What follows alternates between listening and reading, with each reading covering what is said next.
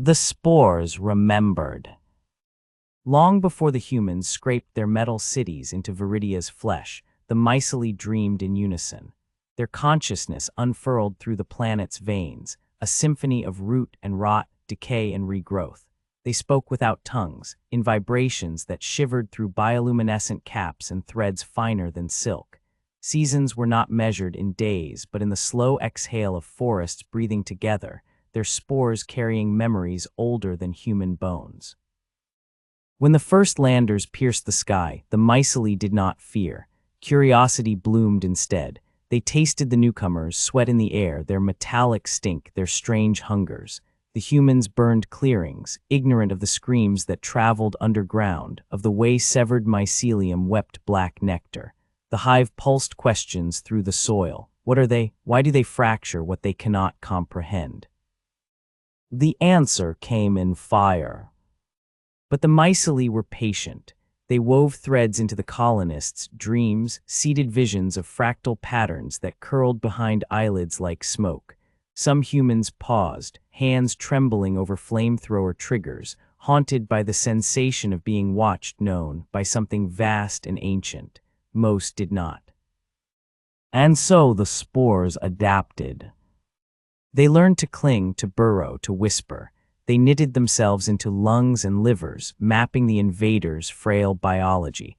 The myceli did not hate. Hate was a solitary flame and they were a chorus, but they understood survival. When the time came, they would sing the humans a new language. One of teeth and tenderness. The planet held its breaths. Chapter 1. Viridian Wilds, Sector Gamma 9. The fungal forest drew breath. Its canopy glowed faintly, a labyrinth of veined caps and spiraling stalks that hummed with bioluminescence, their light rippling like underwater currents. Commander Darian Veyl stood at the edge of the burn zone, his boots sinking into the spongy earth. The air tasted metallic, tinged with ash from the morning's incineration. Behind him, the colony of Nexus 7 loomed, a jagged silhouette of alloy and glass, its floodlights carving harsh angles into the perpetual twilight. He adjusted his respirator, though it did little to mute the scent of decay. Eclipse Corporation's orders were clear: clear the biomass, make room for progress, but progress here felt like sacrilege. The forest was no mere vegetation. It pulsed, it watched. When the flamethrowers roared, the stalks recoiled like wounded animals, their luminescence dimming to a sickly gray. Darian had seen it a dozen times, but tonight something clawed at his sternum. A phantom ache, as if the smoke carried whispers he couldn't parse. Just the spores, he told himself. Eclipse medics had assured him the airborne particulates were harmless, a mild hallucinogen at worst. Yet as he stared into the smoldering ruins, his vision blurred. For a heartbeat, the ash seemed to coalesce into faces, distorted, screaming. He blinked, and they dissolved. Commander, a junior engineer, approached, her voice muffled by her hazard suit. The next sector's prepped, awaiting your signal. Darian nodded, flexing his gloved hand. The action felt mechanical, rehearsed. Proceed. The flamethrowers ignited. Fire licked the fungal towers, their caps curling inward as embers spiraled upward, mingling with Viridia's amber sky. Darian's throat tightened. A cold sweat prickled his neck, though his suit's climate control hummed steadily. It's just biomass, he repeated, rotting matter, no different from burning dead wood. But the ache deepened, radiating into his bones. Nexus 7 Colony Hub. The colony's central spire offered no respite. Darian's quarters overlooked the burn zones, the window framing a patchwork of blackened earth and stubborn fungal clusters that regrew overnight, defiant. He peeled off his gloves, studying the faint, iridescent dust coating his fingertips. The spores were everywhere now, seeping through filtration systems, glazing every surface with a shimmering film. Eclipse dismissed it as a nuisance. Darian scrubbed his hands raw. Sleep eluded him. When he closed his eyes, he felt the forest's weight, not as a presence but as a sensation. 1,000 threads tugging at his synapses, stitching him to the soil. He dreamed of roots, of mycelial networks threading through his veins, flowering in his lungs. He woke gasping, his sheets damp, the air buzzed, thick with spores. A shadow moved in the corner of his room. Darian froze. The figure was tall, slender, its silhouette blurred at the edges as if woven from smoke. Bioluminescence flickered across its skin, or was it skin? The surface shimmered, crystalline, like fungal growths forged into something humanoid. "You feel it too," the figure said, its voice a resonance, less sound than vibration. "The pain." Darian reached for his sidearm, but his limbs felt leaden. The spores swirled denser here, caught in the moonlight filtering through the window. The figure stepped closer, and he saw its face, an androgynous mask of translucent flesh, veins glowing faintly blue. Eyes like fractured quartz held his gaze. "What are you?" he rasped. A reckoning, the air sweetened, a cloying floral scent that made his head swim, or a mercy. "It depends on you, Darian Veyl." He tried to stand, but the room tilted. The figure's hand brushed his temple, cold and smooth as polished chitin. His vision splintered. Fire screaming, a network of threads snapping, each rupture a lance of agony. A collective voice, no, 1,000 voices, howling as their bodies burned. Darian recoiled, bile rising in his throat. The visions lingered even as he squeezed his eyes shut, forests weeping black resin, spores swirling in grief. The figure, Soryn, the name surfaced unbidden, watched him, its head tilted. "You see now," it said, "you feel. What did you do to me?" "A mistake." Soryn's lips didn't move. The words bloomed directly in his mind. "The bond was not intended, but it is enlightening." The sweetness in the air sharpened, euphoric. Darian's panic dulled, replaced by a languid warmth. His muscles slackened. Soryn's presence softened, the edges of its form bleeding into the room's shadows. "Rest," it murmured. "We will speak again." When Darian woke at dawn, the spores on his sheets glimmered in intricate patterns, a fractal blooming infinitely. The fractal canopy. He found her in the untouched grove. Soryn stood beneath a colossal fungal spire, its cap a mosaic of indigo and gold. Mycelial threads dangled from its edges, trembling in the wind. Darian corrected himself, had no true gender, but the voice in his dreams felt feminine, or perhaps that was his mind clawing for familiarity. "You preserved this sector," Soryn said, her back to him. "Why?" Darian hesitated. The grove was an anomaly, a wedge of Viridian wild spared from the flames. He had falsified the burn logs, told his team the terrain was unstable. A lie, but the alternative, admitting he had wanted to save it, was unthinkable. "You know why," he said. She turned, daylight filtered through the canopy, casting prismatic shards across her crystalline skin. "Guilt is a weak motivator, Commander. It fractures under pressure." "Is that what this is?" He gestured to the grove. "Pressure." "A test." She glided toward him, her movements unnervingly fluid. "The myceli see you now, through me, through the bond." "The bond you regret." A flicker of something crossed her face, if it was a face. Annoyance, curiosity. "Regret is a human luxury. We adapt." She lifted her hand, and a spore drifted from her palm, settling on Darian's collar. "But you fascinate them. Your mind resists assimilation." "Assimilation." "The hive consumes. It is our nature. But you blight." Her head tilted again, that bird-like motion. "You bleed, and yet you burn." Darian's pulse quickened. The spore on his collar pulsed, its light syncing with his heartbeat. "What do you want?" "To survive." She closed the distance between them, her breath, cold, scentless, brushing his cheek. "Your corporation seeks to erase us, to splice our essence into weapons. You've seen the lab." He hadn't, not yet, but in the bond's hazy periphery he had felt it, needles and screams and something growing in the dark. "Stop the burns," Soryn whispered, "or we will stop you." He laughed, a hollow sound. "You think I control Eclipse?" "No," her finger pressed against his chest, where the spore had landed, "but you will." The world dissolved. Nexus 7 Med Bay. The medics called it a fugue. Darian woke on a sterile cot, an IV drip feeding detoxifiers into his arm.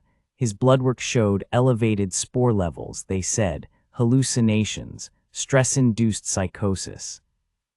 He said nothing about Soryn. But in the quiet hours he replayed her words: assimilation, the hive consumes. Eclipse's mission reports weighed on his terminal, their language sterile, biomass reduction, genetic harvesting. He had never questioned it. Why now? That night he hacked into the restricted server. Project Umbra Core. Files flooded his screen, schematics of hybrid soldiers, their cells fused with mycelial DNA. Test subjects, colonists, the dates suggested, marked terminated, unstable, breach event. A video log autoplayed, sound muted. A man strapped to a gurney, his skin mottled with fungal growths. He convulsed, mouth wide in a silent scream until his chest split open. A stalk erupted, blooming into a fleshy cap. Darian slammed the terminal shut. The spores on his desk swirled, agitated. "You see," Soryn's voice echoed in his skull. "You see what they are." He did, and worse, he saw what Eclipse would do to Viridia, to the myceli, to him. The preserved grove. He returned at dusk, drawn by the ache in his sternum. The grove thrived, its fungi taller, brighter, as if fed by his defiance. Soryn waited, her form more solid now, less a specter than a living thing. "They'll discover your deception," she said. "I know. And yet you persist." Darian knelt, brushing his hand over a cluster of cobalt caps. They shivered at his touch. "Why show me the bond? Why not just kill me?" Soryn's laughter was a chime, dissonant and beautiful. "Death is a singular act. The hive prefers transformation." He stood facing her. "Is that what I am, a project?" "You are a paradox." She reached for him, her fingers grazing his jaw. "A destroyer who grieves, a liar who preserves." The spore on his collar pulsed warmly. His guilt, his fear, his reluctant awe, they blurred, indistinct. For a moment he wanted the bond, wanted its certainty, its absence of doubt. "What happens now?" he asked. Soryn's eyes narrowed, the fractals within them spinning slowly. "Now," she said, "the forest fights back." A distant rumble shook the ground. Somewhere beyond the grove, Nexus 7's alarms wailed. Chapter 2. Nexus 7 Colony, Sector Theta. The alarms had not stopped screaming in 3 days. Commander Darian Veyl moved through the colony's lower corridors, the walls now veined with luminous tendrils that throbbed in time with his heartbeat. The air hung heavy with the myceli's retaliation, a miasma of spores so dense they pooled like liquid shadow in the corners. Workers shuffled past him in hazard suits, their visors fogged, their movements sluggish. Some clutched their throats, coughing up iridescent phlegm that shimmered against the steel floors. Eclipse had called it a containment anomaly. Darian knew better. The planet was digesting them. He paused at a viewport, staring out at the once pristine burn zones. Fungal towers now erupted from the scorched earth, their caps swollen and bruised purple, their stalks studded with bulbous growths that pulsed like abscesses. The forest was evolving, adapting, just as Soryn had warned. A spasm gripped his chest, sharp and floral sweet. The spores. They were in him now, threading through his bronchial passages, nesting in his marrow. He had stopped detoxifying. Let the medics think he was compliant. But each night in the privacy of his quarters, he pressed his face to the filters and inhaled deep, chasing the euphoria that came with surrender. The visions, too, fragments of the myceli's chorus, a dirge of root systems, a lament of severed threads. Guilt gnawed at him, but it was distant, muffled under the haze of the bond. "You're becoming one of them," a voice hissed, his own or the hive's. He wasn't sure anymore. Eclipse Biolabs, Sublevel 6. The lab stank of antiseptic and spoiled meat. Darian swiped his stolen clearance badge, the door hissing open to reveal rows of containment chambers. Inside, figures writhed, colonists or what remained of them. Their skin had split, fungal matter erupting from lesions to form crystalline scales. One pressed a mangled hand to the glass, her eyes milky, her jaw unhinged as a stalk curled from her throat. The specimen tag read Subject 23, Stage 4 Hybridization. "Beautiful, isn't it?" Dr. Kess Orlin emerged from the shadows, her lab coat pristine, her gloves streaked with black resin. She gestured to the subject with a scalpel. "We've accelerated the assimilation process. Their nervous systems fuse with the myceli's networks within hours. Imagine an army that feels no pain, needs no sleep." Darian's stomach churned. "This is Project Umbra Core." "Was that in your briefing?" She smirked, adjusting her goggles. "No, of course not. The board prefers deniability." He stepped closer to the chamber. The hybrid's chest quivered, fungal fibers knitting into a crude approximation of a heart. "They're sentient. The myceli, they're not just biomass." Kess laughed, a sound like grinding glass. "Sentience is a liability. We're refining them, stripping out their excess." She tapped the containment glass. "This one still prays, you know, to its fungal gods, pathetic." The bond flared in Darian's skull, a white-hot wire. For an instant, he was Subject 23, drowning in filaments, his mind unraveling into the hive's drone. He staggered, bracing himself against a lab table. "You're infected," Kess said, her tone clinical. She lifted a scanner, its red beam skating over his irises. "Spore saturation at 38%, higher than any test subject. Fascinating." "We'll stay back." "Or what?" She lined in, her breath sour with stimulants. "You'll shoot me. Eclipse owns every bullet in your chamber, Commander." The spores in his blood sang, a discordant hymn. He could crush her windpipe. Let the myceli pour into the wound. They would thank you, the bond whispered.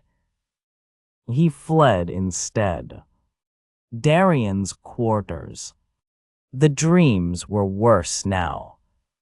He lay trembling on his bunk, sweat pooling in the hollows of his collarbone, his fingers clawing at the sheets. The spores dragged him under into the myceli's memory, a trillion synapses firing as one, a consciousness vast as oceans. He felt the hive's hunger, its cold, rhizomatic logic: consume, adapt, survive. And beneath it, a undercurrent even the hive could not suppress: fear. Soryn. She came to him in these moments, her form half-real, her crystalline flesh dripping with black nectar. "You wandered where you shouldn't," she said, her voice frayed as if strained through mesh. "The lab is a wound. The hive feels every incision." "They're butchering you," Darian gasped. "And you're dying." She pressed a hand to his chest, her touch glacial. "The spores rewrite you. Soon, you'll hear the chorus without me." He grabbed her wrist. "Why show me Umbra Core? Why not just let Eclipse destroy itself?" Her fractal eyes dimmed. "Because you would die with them, and the hive regrets that."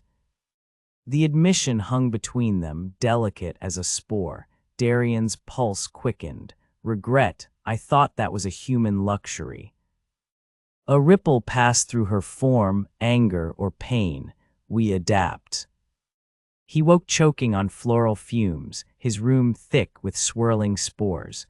On the wall, they had arranged themselves into a single glyph, run. The fractal canopy. The grove had become a cathedral. Fungal spires arched overhead, their caps fused into a vaulted ceiling dripping with bioluminescent nectar. Mycelial threads draped like altar cloths, shivering with unseen currents. Soryn waited at the heart of it, her body translucent, veins glowing with the same poison that now coursed through Darian. They'll quarantine the colony, she said, her voice echoing from the walls. Seal it, then glass it from orbit. Darian touched a trembling stalk. It recoiled. You're scaring them. The mutations, they're too aggressive. Eclipse won't negotiate if you turn their people into monsters. Monsters, Soryn's laugh was a shard in his spine. You speak for the hive now, how human. He lunged, gripping her shoulders. Her flesh yielded like gelatin, cold and slick. There's another way. Let me broker a truce. Let me. No, she dissolved, reappearing meters away. The hive has voted. Your species is a blight. We will subsume you as we have subsumed all threats. Even maize. The canopy stilled. Somewhere, a nectar droplet fell, its splatter too loud. Soryn stared at him, her fractals spinning wildly. You are an outlier. The bond surged. Darian's knees buckled as her emotions flooded him, not the hive's collective resolve, but her own jagged splinter of doubt. He saw himself through her eyes, a flicker of warmth in the cold, a voice that asked why instead of how. You're lying, he whispered. The hive wants me dead, but you. Enough, mycelial threads snapped down, binding him. Soryn loomed close, her breath a blizzard. The storm comes, Darian Veyl. Nexus 7 will be the first hive city. Your people will join the chorus, willingly or not. He strained against the threads. And you, will you join them? Her silence was answer enough. Nexus 7 quarantine zone. The first hybrid breached the barricades at dawn. Darian watched from the command center as the thing, her name was Lirin. She had worked hydroponics, loped through the plaza on knuckled fists, her spine elongated into a barbed tail, her skull distended to accommodate clusters of glowing caps. Plasma fire tore into her, but the wounds sealed instantly, fungal matter bubbling over the char. Fall back, he barked into the comms. Containment protocols. A hand clamped his shoulder. Eclipse agents, their helmets featureless. Commander Veyl, you're relieved of duty. They dragged him through screaming halls, past colonists clawing at their own fungal-riddled flesh. A child stared at him from a corner, her eyes fully bioluminescent, her mouth a silent O. The detention cell was spore-proof, but not soundproof. Darian pressed his ear to the door, listening to the chaos. How long until the hive reached him? How long until he became another hybrid, another weapon? A familiar chill seeped through the vents. Soryn materialized, her form frayed, her voice splintered. The hive resists me. I cannot hold the storm much longer. He didn't touch her. Why are you here? She hesitated. You were wrong. The hive does not regret your death, but I. The door shuddered, distant, a roar not human, not mycely, something new.